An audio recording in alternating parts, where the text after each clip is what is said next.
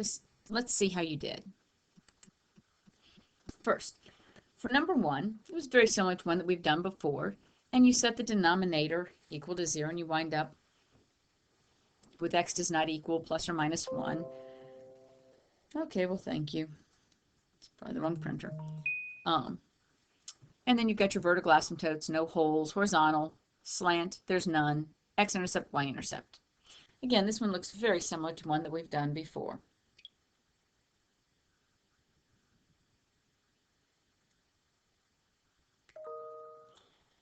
Okay, look at number 2.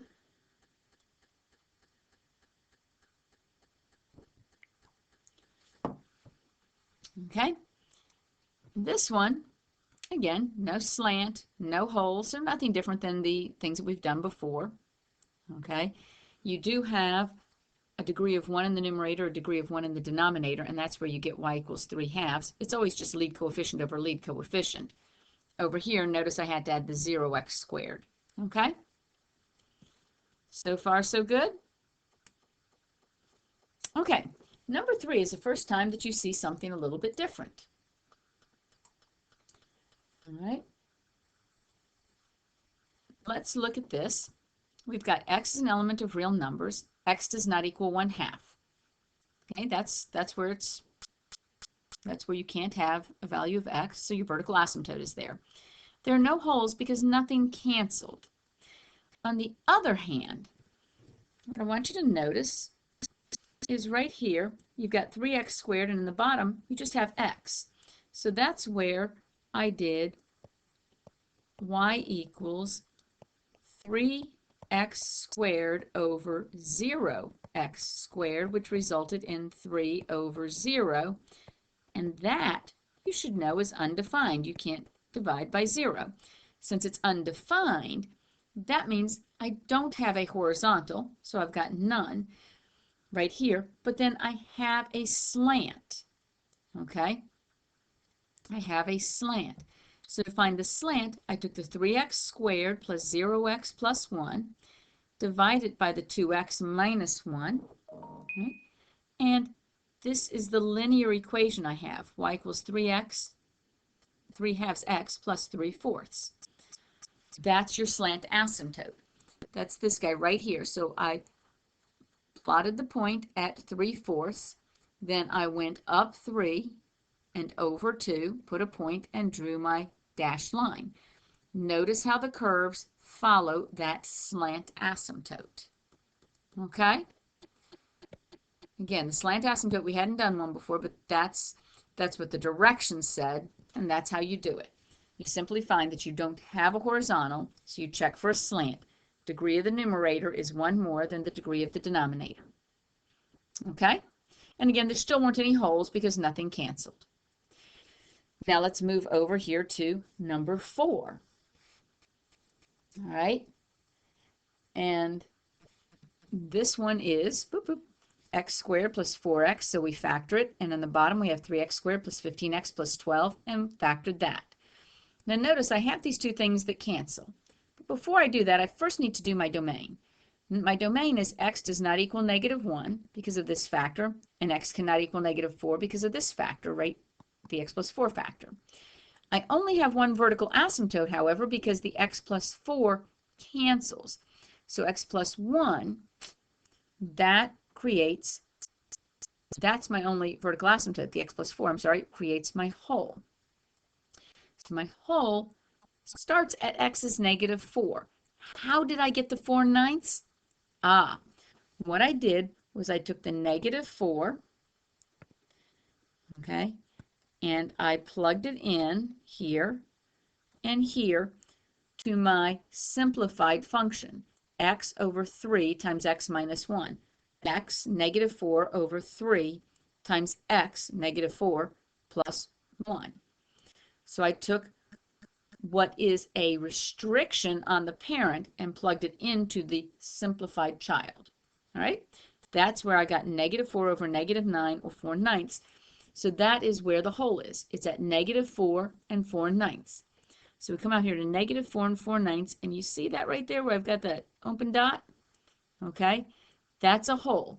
when you graph on your calculator or Desmos or any graphing utility, you won't see a hole unless you really zoom in, because the pixels on either side of the hole are going to touch.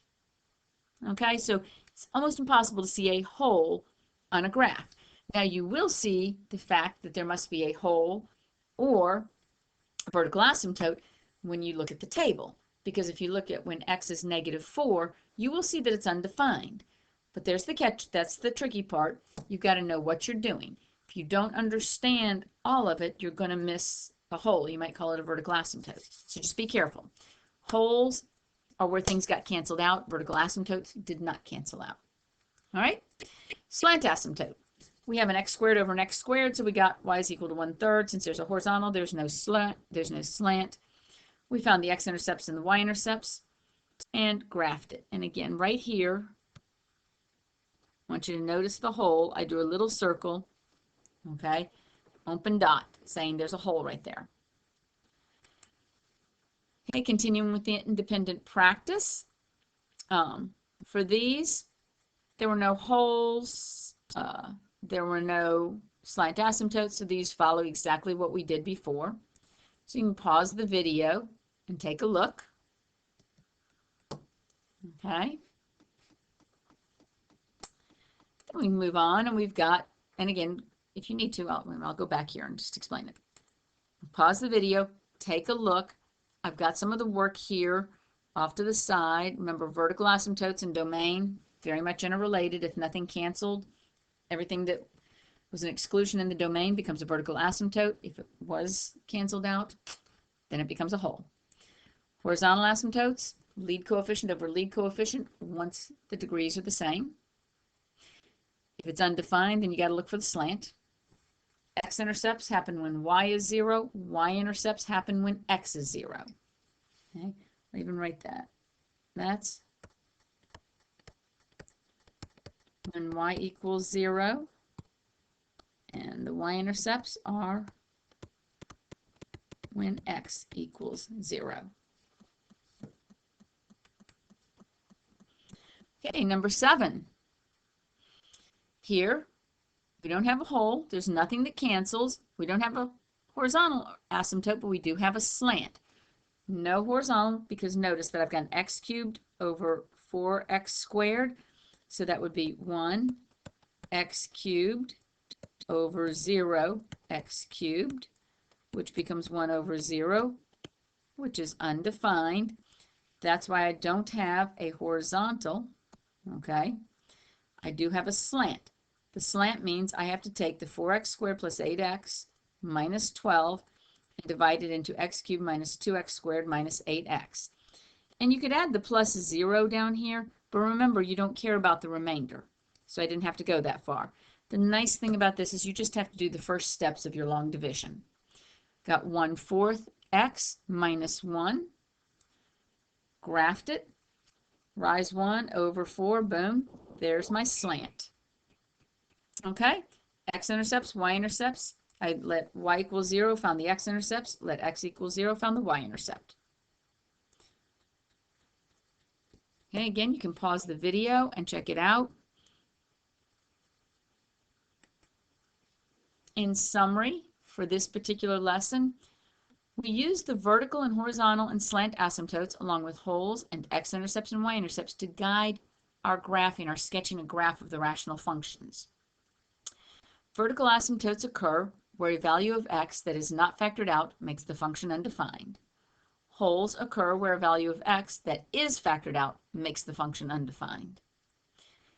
You find the y value of the hole by plugging the restricted x value into the simplified function.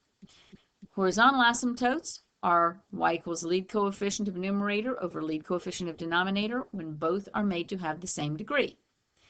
A slant asymptote occurs when the same degree, rational functions, lead coefficient over lead coefficient, result in an undefined situation, and the degree of the numerator is one more than the degree of the denominator. Perform division. The quotient without the remainder is the linear equation of the slant asymptote. X-intercepts occur when y equals 0, which means you simply set the numerator equal to 0 and solve for x.